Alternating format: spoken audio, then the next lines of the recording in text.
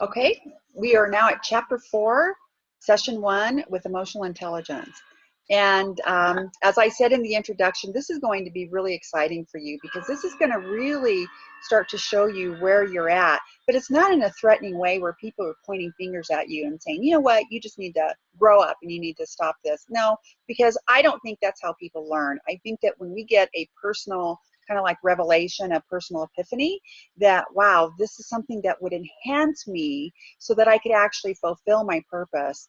This is really the direction, and this is the angle kind of that we will show this to you. Now, if it's helpful, let me just tell you, I was probably one of the most emotionally out of control people that you would have ever known. I mean, it really worked against me, and I developed a lot of serious health problems because I was not able to really regulate my emotions. I thought my emotions were kind of like alerting me to trouble and alerting me that there were problems and helping me to actually make decisions. I actually viewed my emotions as kind of like that little helpmate that was helping me make my decisions. And I didn't realize until much later when I started getting a lot of health problems that, you know what, this thing about emotional regulation and self-regulation is vital to my existence. And so, you know, there are a lot of health disorders out there, and they are directly attributed to people who have not regulated their emotions. And so, and that's tough because I'm going to be honest with you, when you feel something, it's really hard for, you know, you to digest when somebody says, don't feel that way, because you're like, well, how do I control it? You know, I'm feeling sad, or I'm feeling afraid, or I'm feeling anxious. But we want to show you actually how to do that, because it's not only not good for your physical health here, we know that the studies are that too much of some of these chemicals put you at the risk for Alzheimer's, for dementia, for ulcers, all kinds of autoimmune diseases. And so if you're suffering from an autoimmune disease, this is something that you really want to pay attention to see if this is contributing to maybe some of your health problems. Because I had an autoimmune disease, and it certainly was 100% attributed to the fact that I was not able to manage how I was feeling inside. And even if I didn't display it to other people, it was happening inside of me. And so this was a real godsend to me when I really learned how to do this, because I realized it probably saved my life. Okay, without being too dramatic about it, let's move on and let's talk about emotional intelligence. Okay, so in 1970s, or in the 1970s, Stanford University decided that they wanted to kind of find out what it meant to have delayed gratification. And so delayed gratification, as I said, is a fancy term for words like self-regulation, self-control, and fasting. And so it's a very interesting study when you look at it. And so what they decided to do is to see, you know, if kids could actually practice self-control, which would be nice when you're in the middle of a store and a child throws a major temper tantrum and you're like, you know, and, you know, self-control. And so anyway, so they got a bunch of 4-year-olds together. And the reason why they chose 4-year-olds is, well, aside from the fact 4-year-olds are really cute, they chose 4-year-olds because that seems to be about the age where they were demonstrating the ability to have delayed gratification, or experience that, actually, you know, like do that in a test. And so they got all these little 4-year-olds together, and other than the fact that they were 4, they also wanted them to have a real love for a certain food item, and of course it was the marshmallow. And so a lot of people really, you know, love marshmallows. I'm not a big marshmallow fan, and although s'mores are good, and so they got these kids together, and they, you know, put them in a room, and the teacher went out and she put a marshmallow in front of each of the children. She said, "Boys and girls, I've got good news for you. Everybody gets a marshmallow today." And of course the kids were like, "I'm so excited, I get a marshmallow." And, you know, they were wanting to take them right then. And she goes, "Now just wait a minute. So I'm going to give you some instructions. How many of you would like 2 marshmallows?" And of course, all the children raised their hand, and they're like, "Yeah, I want 2 marshmallows." And she said, "Okay, so here's how you can get 2 marshmallows." She said, "First of all, everybody gets the 1 marshmallow. You can have it, that's yours. But if you wait until I come back because I have to run an errand. So I have to step out of the classroom for a few minutes.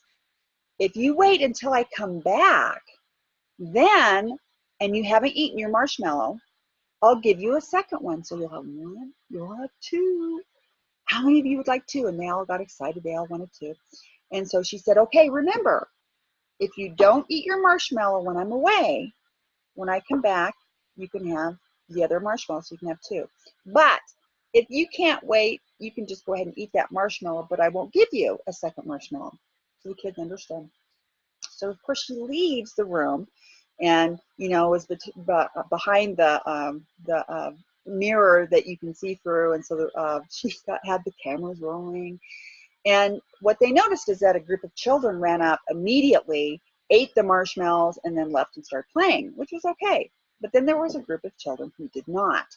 And so these children would look at the marshmallow, and they would kind of put it like this, and they might pick it up and they'd lick it and smell it, rub it on their face a little bit. Some of them started singing.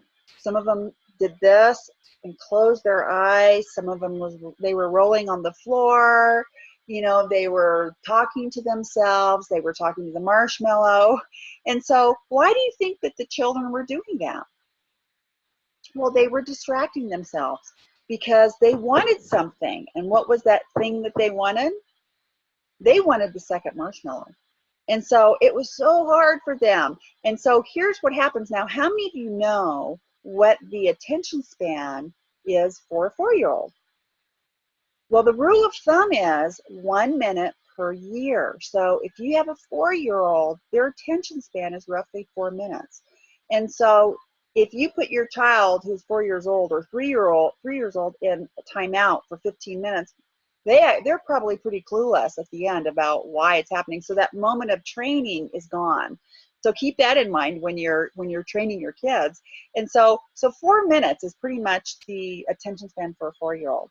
And so how long do you think that the teacher was gone?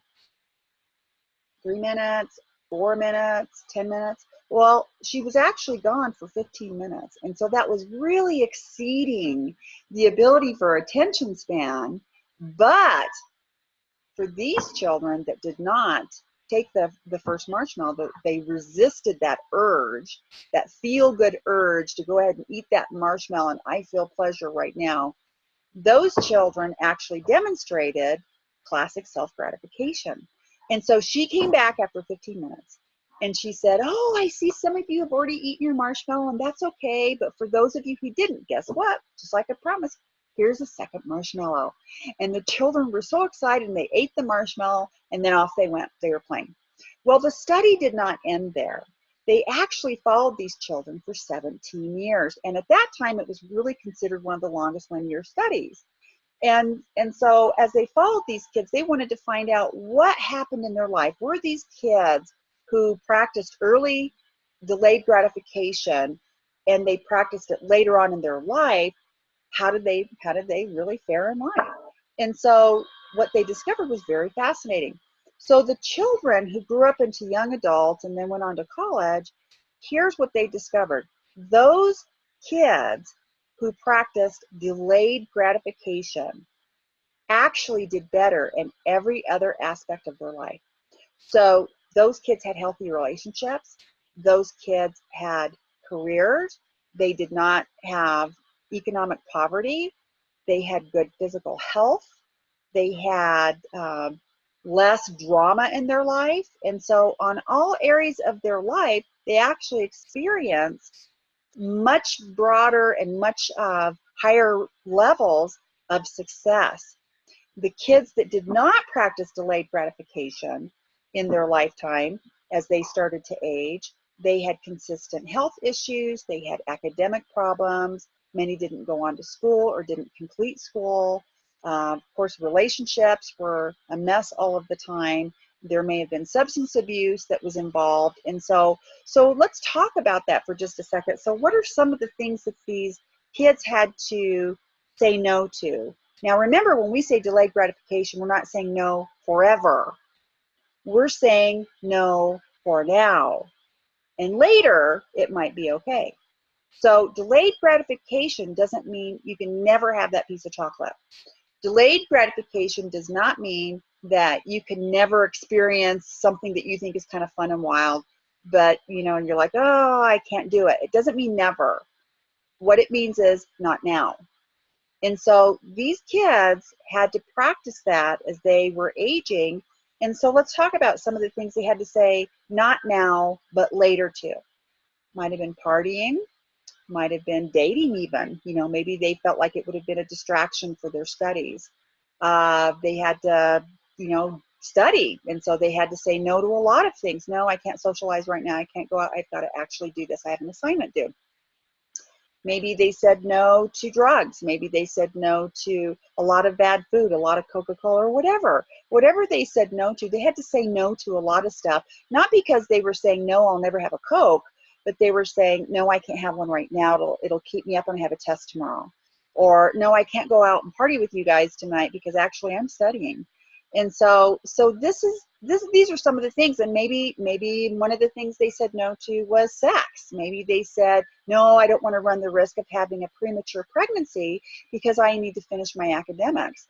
And so maybe they said no to marriage and said, no, let's wait till after I finish my studies so I can be in a much better place with a good job and provide for you, or we can put our resources together, so let's work together at this. So there's a lot of different things that people can say no to for now, but not forever. And so that's what these kids did. And so the study was so fascinating that these children had delayed gratification and developed it, and then they were able to apply it as they aged. Now, here's the interesting thing about it though too. Some of the kids that actually did not demonstrate delayed gratification early on were able to develop it throughout the course of their young life, and they applied the delayed gratification philosophy, or really training, to themselves as they aged, and they did well also. And so what we're saying about delayed gratification is that it can be developed, and I love that about delayed gratification. And so let's move to our next life lesson. And so the next life lesson, which is life lesson number 4 now, is that nothing changes when nothing changes. Now I want you to think about that. Okay, so we are looking at our life right now. And maybe you're unhappy with some of the things in the previous chapters. We've put together a quality of life model. We've looked at the relationships in our life and how this is all played in terms of the quality of life I've had, or my life experiences, whether they've been positive or whether they've been negative. And we look at our life today, and we have to take responsibility for the decisions that we've made and the relationships that we've had in our life. And so if we realize that we are responsible for it, then we have to also realize that for every action, there is a reaction. For every decision that you have made or I have made, something has happened as a result of that.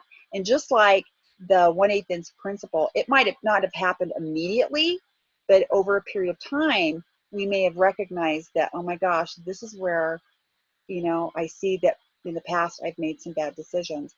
And so for every action, there is a reaction. So for everything you do negative, you may have to reap a consequence for that. But this is the positive thing. For everything you do positive, and that's investing in your life, and that's what you're doing by going through this course, you can expect to reap something positive and a reward from that. And that's huge. And so that's life lesson number 4. For every action, there is a reaction. Now I want you to think about this. Think about some of the things we've talked about with delayed gratification and the things we've learned about with our life lesson, and we have to apply it today. Do I want to make some positive changes in my life, and do I want to see some immediate and long-term rewards as a result of that? Okay, so we're going to pick it up at the next session.